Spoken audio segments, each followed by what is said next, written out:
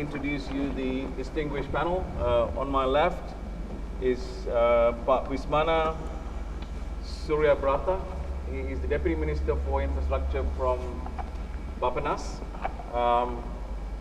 We have Dr. Wahyu Utomo, Deputy Minister for Infrastructure from the Coordinating Ministry of Economic Affairs.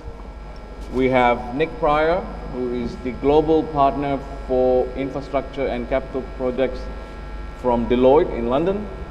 We have Dr. Danang Parikesit, who is a professor at UGM, University Gadjah Mada, majoring in transportation from Jogja. And of course, Atif Ansar, no need for introduction, but we can ask him questions later, etc. So the session is to basically look at what are the infrastructure opportunities, as well as touch on some of the ideas and concepts that was being presented by Dr. Atif Ansar. So I'm going to start with you first, Pak. One of the innovations that I understand that Bappenas has been exploring is this concept of paradigma baru, right? The new paradigm, basically changing the way the government is actually looking at delivering projects. So can you just give us a little bit of background on the paradigma baru? What's the status? How is it moving? Okay, thank you, Pak Raj. The paradigma baru is basically saying that if a project can be delivered by the private sector, let the private sector to do that. And secondly, if not, then through the public-private partnership. And then the third one is basically to SOE, and the last one is basically through the budget. This actually, the thinking is actually come from the needs of the infrastructure that currently in Indonesia within these 5 years estimated as much as 370 billion US dollars. A big amount of money that actually we can say probably is as much as 2 times compared with the last 5 years. So the needs is there. That's why we cannot only rely on the government budget.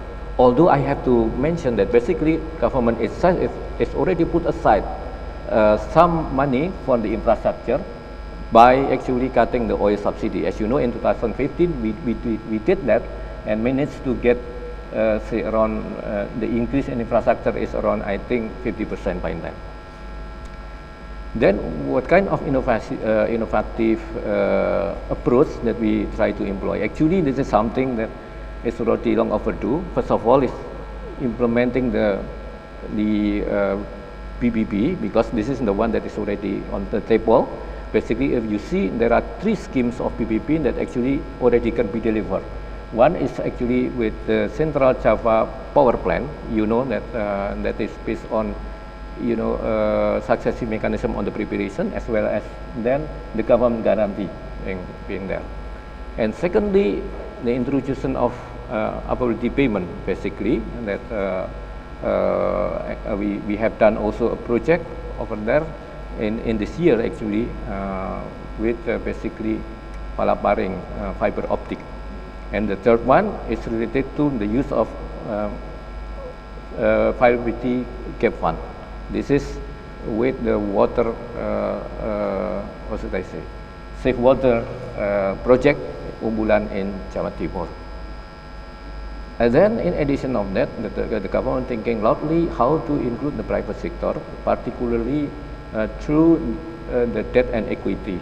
That's being prepared with the toll road that currently prepared. This is the toll road for Java, mostly to connect all the Java by 2018. So that is already under preparation, and hopefully that could be done within 1 or 2 weeks. It's basically debt and equity through the participations of a long-term investor, like in this case pension fund, and we have over there Dana Pensiun, and then it's also BPJS. I think that is the status that I can share with you. But so if I could just follow on with you, Pak Wahyu. Yeah. You are Deputy Minister for Infrastructure in the Menko Equin, and you, in your position, also lead KPPIP, which is the government's agency for managing all of the priority projects And in fact, some of the projects that Pak Wismana mentioned is directly helped by KPPIP to coordinate. Yeah. How do you see the role of KPPIP in unlocking some of these projects, and where do you see private sector that can participate in helping delivering these mega projects? Okay, thank you, Raj. Yes, the function of KPPIP is actually debottlenecking the problems that we face in the infrastructure projects. So what we did is actually we try to improve our coordination with the line ministry, and we try to identify all the problems that they face. And we actually, with the team that we have in KPPIP, we try to give some solution to them. We don't do active solution to them. I mean, not directly handle the problems, but we give some advice and we give some input to the line ministry to solve the problem. So I think the function of the KPPIP is quite clear. We identify the problems, we try to give some solution, and we also monitor to monitor or maybe to check whether the solution can be accepted, or maybe we have to give some other solution. And I think the function in KPPIP, we also supported by the international or individual expert with international experience, this is very helpful for us because based on their input, we can also kind of give a comparison solution. If we have problems like this, so based on the international experience, we can also share the way we solve the problems.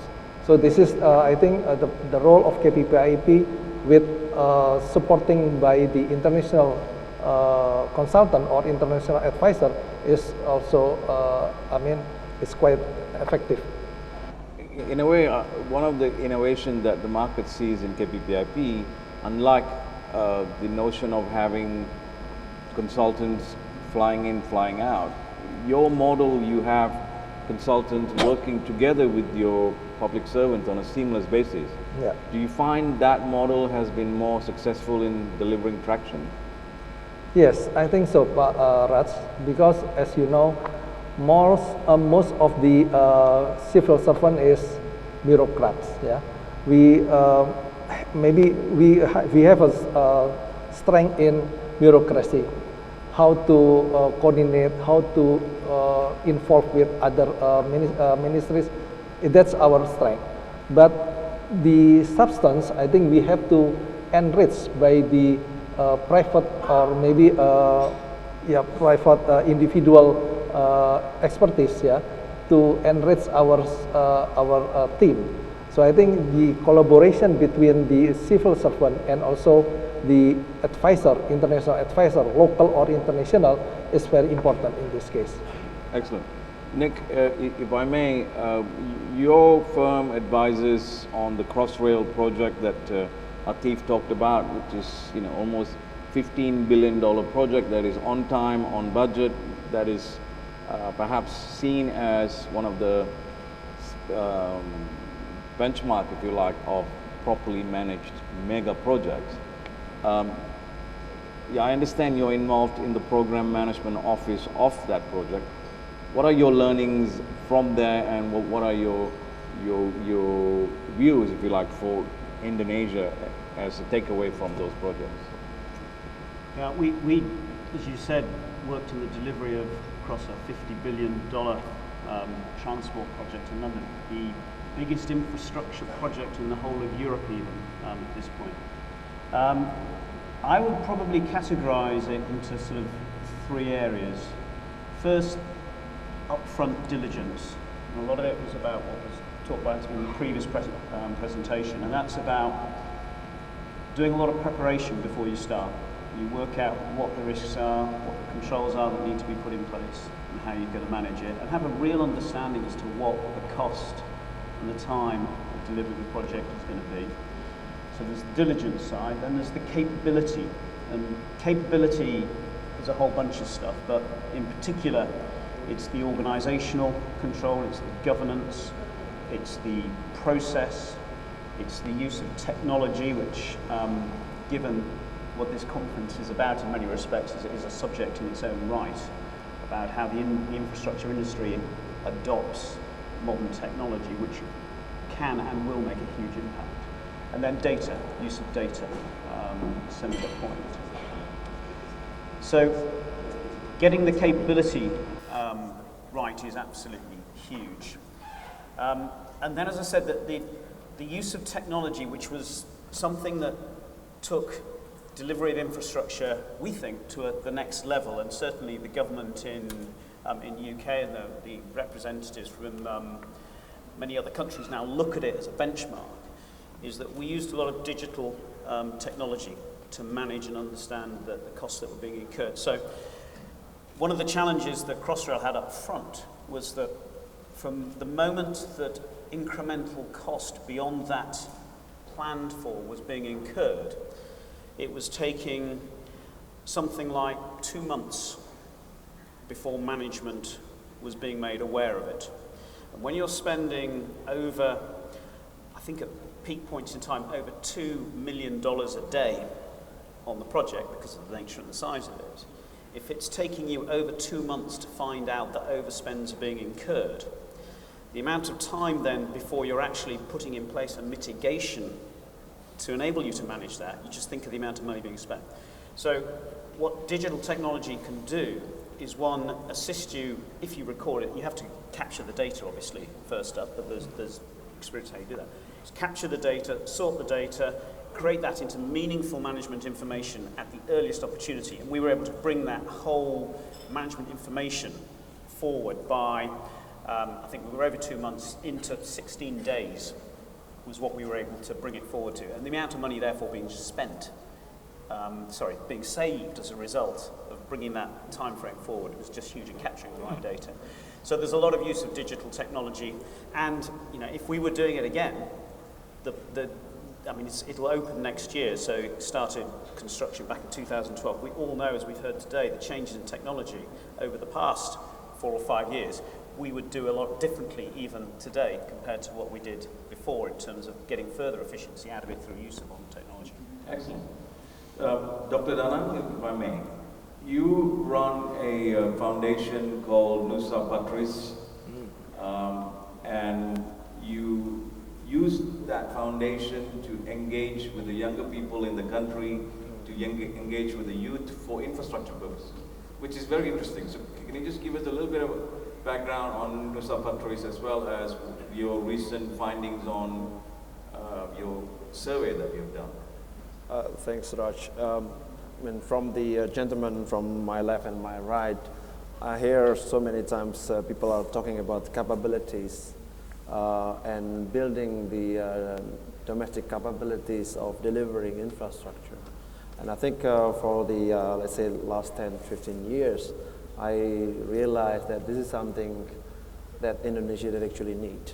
Today, Indonesia requires or in deficit of 15,000 engineers today.